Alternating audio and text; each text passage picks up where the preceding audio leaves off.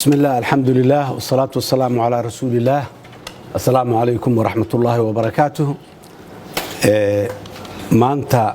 golaha midowga murashaxiinta waxay isugu yimaadeen shirkoodii caadiga ah routiinka ahay ayaga oo diiradda ku saaray xaaladda dalka uu marayo guud ahaan iyo 24 saac la soo dhaafay waxyaabaha soo kordhay ee ku soo kordhay saaxada siyaasadda ee bariyahan dababa xoogaa iska cakirnay. waxaan rabnaa dadka Soomaaliyeed inaan u cadeyno horta muddo ugu horeyso mowqifka ama mawaaqifta ay taagan yihiin midowga murashaxiinta. golaha midowga murashaxiinta muhiimadooda koobaad waxa waaye aanay ahayd muddadii la soo dhaafay oo dhan dalkan in ay doorasho ka dhacdo, doorasho dimuqraadi ay ka dhacdo,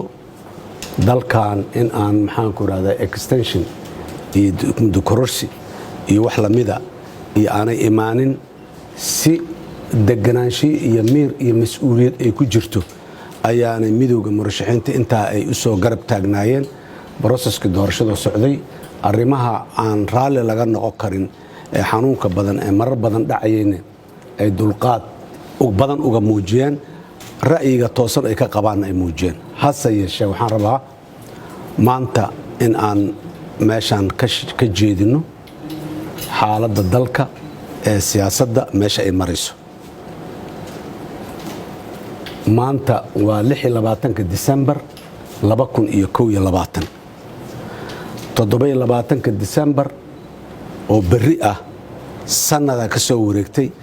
maalintii 27 December 2020 ayay ahayd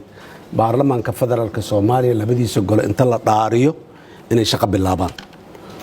oo golaha shacabka iyo aqalka sare oo isku jiro baarlamaanka ah ay shaqo bilaabaan. sanada ka soo wareegtay maalintii baarlamaan ma aha maalintii doorashada inay dhacdo ay ahayd, maalintii dalkaani baarlamaan shaqaynayo oo sharciyad leh inuu lahaado ay ahayd ayaa sanad ka soo wareegay. maanta oo 26 December la joogo baarlamaanna ma hayno, soomana muuqdo. nasiib darrada ugu weyn waxay tahay intaas ummadda Soomaaliyeed horaan ugu sheegnay mar kalena aan ugu celinaynaa caqabadda doorashada dalkan taagan oo aanan laga awalna in la bilaabo hortaagnaa, markii la bilaabayna maalin walba meel inuu ka carqaladay oo hortaagnayna waa madaxweynihii hore Maxamed Cabdullaahi Farmaajo ilaa iyo maantana waa taagan yahay. warka xalay ka soo baxayna intaas uu dugsan yahay. warkaasi waa diidanahay, dan Soomaaliyeed kuma jirto, dowladnimo kuma jirto,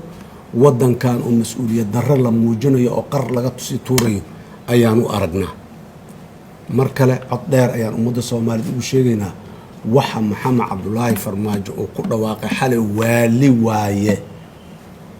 aanan miir iyo deganaanshiyo iyo mas'uuliyad intaba aanay ku dhehnayn. annaga warkaasi waa diidanahay. waxa uu sheegay sharci ma dugsana, xikmad ma dugsana, Soomaalinimana ma dugsana. dulqaadka dadka Soomaaliyeed iyo siyaasiyiinta iyo ummadda guud ahaan shacabkana in dayuusnimo loo qaataahay sax ma aha. madaxweynaha dadka caqligooda inay Farmaajo dadka caqligooda inay dayuus yihiin u qaatay dulqaadka ay dul qaadanayeen oo la xajaclada ay ka haysa dalkan. dadka Soomaaliyeed shalayna hore waa ugu dignay, waa u sheegnay mas'uuliyadda dadkay u dhiibanayaan inay ka fiirsadaan, markay u dhiibaan kadibna inaanay ka harin ay ku ilaashadaan. sanad kadib muddo xileedkiisa markuu dhammaaday maanta meeshaasuu taagan yahay weli isaga ayaa doorashada dalkan caqabadda ugu weyn ee taagan ka ah. midowga murashaxiinta ummadda Soomaaliyeed waxay u sheegayaan arrintaasay ifinayaan. waxaa kaloo u sheegaynaa waddo aan ahayn ma furra waddada ra'iisul wasaaraha uu hoggaanka ka yahay ee madasha muxuu ahay wada tashiga qaran uu ugu yeeray in la isku yimaado wixii naga qaldamay aan saxno. doorashada waa qaldantay, waa qalloocatay. intii ay qaldamayso dhanna waa sheegaynay, waa soo taagnayn, maalin walba meelaan sheegayn. hadday tahay guddiyada la dhisay koow markii horeba haddaa la arkay guddiyadii waxay dhaleen. waxaan sheegaynay qaabka iyo habraacyada la soo saaray sixitaan siday u rabaan haddaa la arkay inay sixitaan u baahan yihiin weli lagama daahin masiirka ummadaani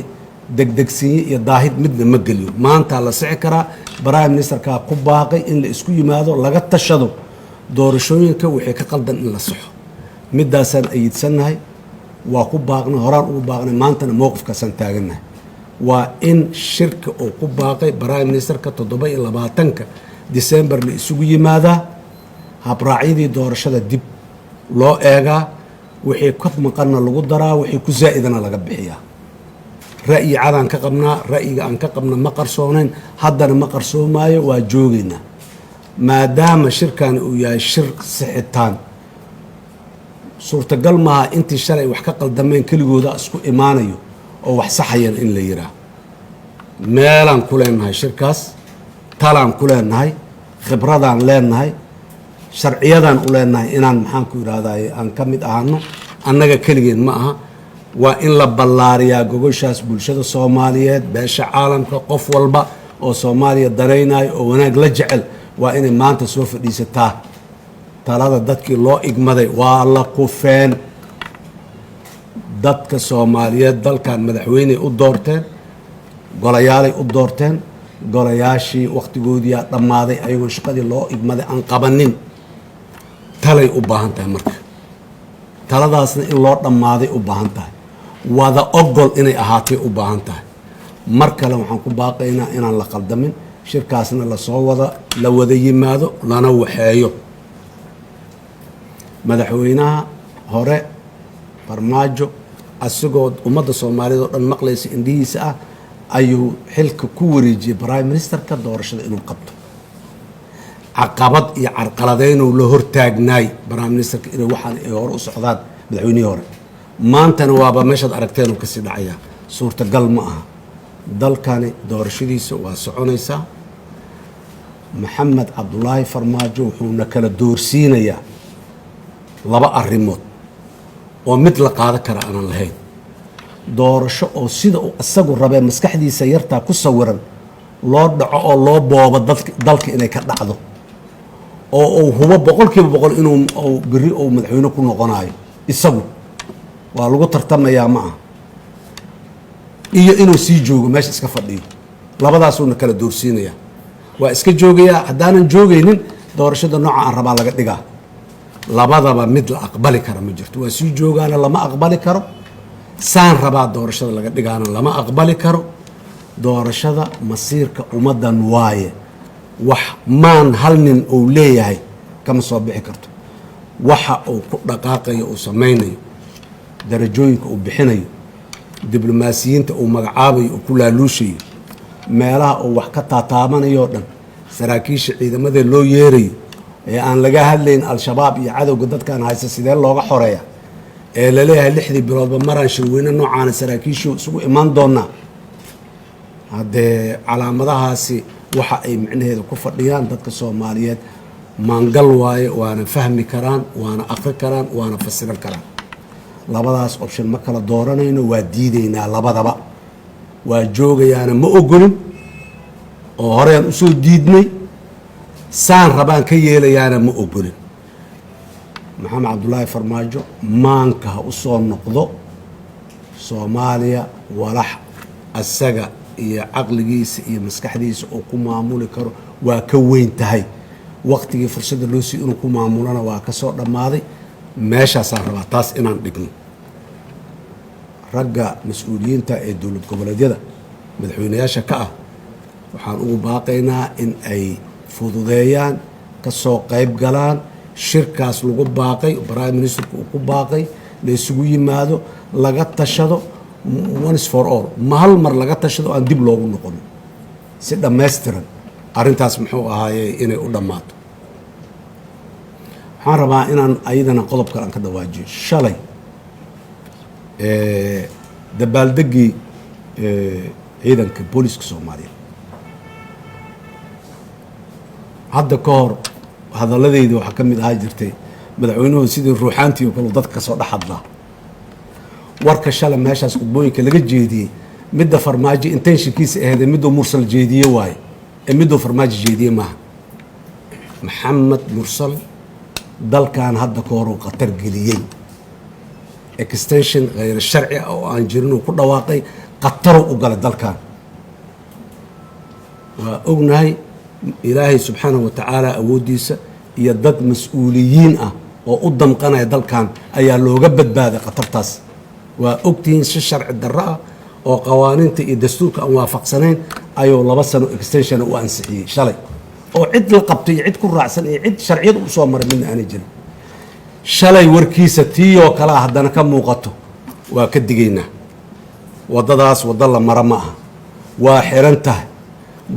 golo shacab oo wakhtigiisii dhammaaday oo xildhibaanadii golaha shacabka ay qaarkood ay siritarran noqdeen oo kuwo kuraastii ay waayeen oo bannaanka ay mareen oo beddelkoodii waa la doorta laleeyahay taagtaagan yihiin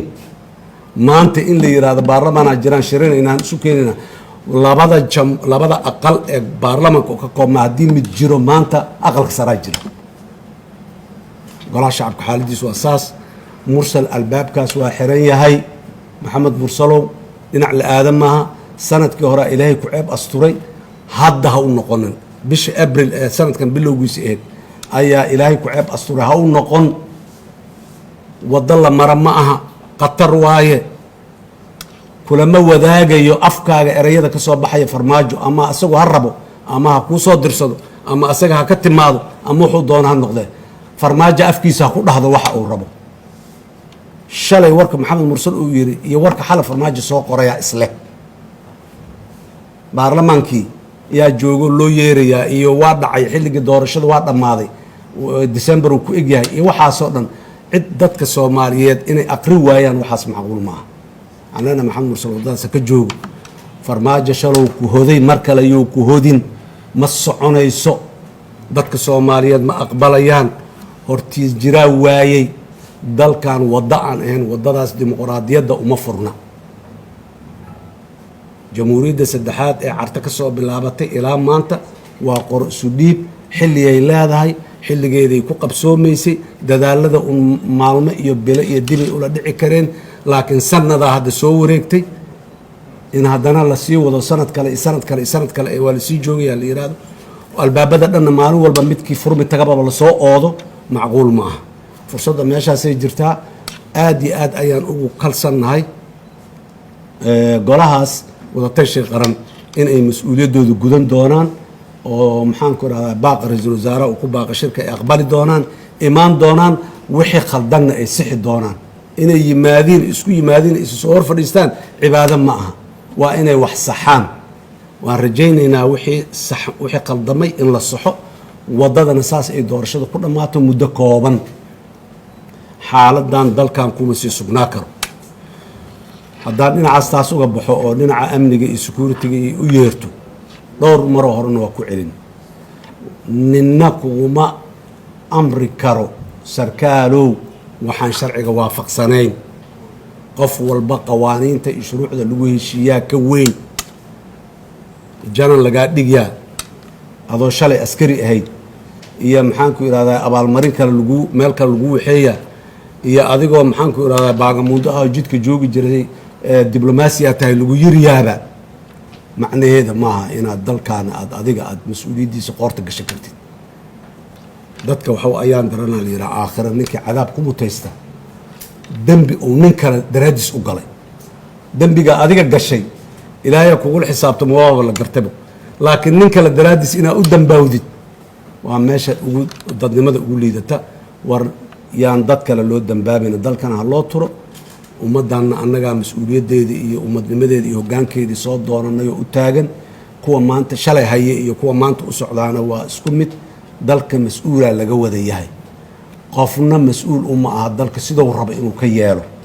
wuxuu mas-uul ugu yahay wixii lagu doortay qawaaniintii iyo lawaaixidii inuu ku hogaamiyo haddii la iska waayana arrin la iska aqbali doono ma ahan xaaladda dalka meeshaasay maray meeshaasaanan la jecelnahay waxaanan rajaynaynaa 24 saac ee soo socdo shirkaasi inuu muxuu aha ifafaarihiisa ay noqdaan ay hore u socdaan maanta la joogo waxaan rabaa mar kale inaan ku celiyo kusoo gunaado midowda murashaxiinta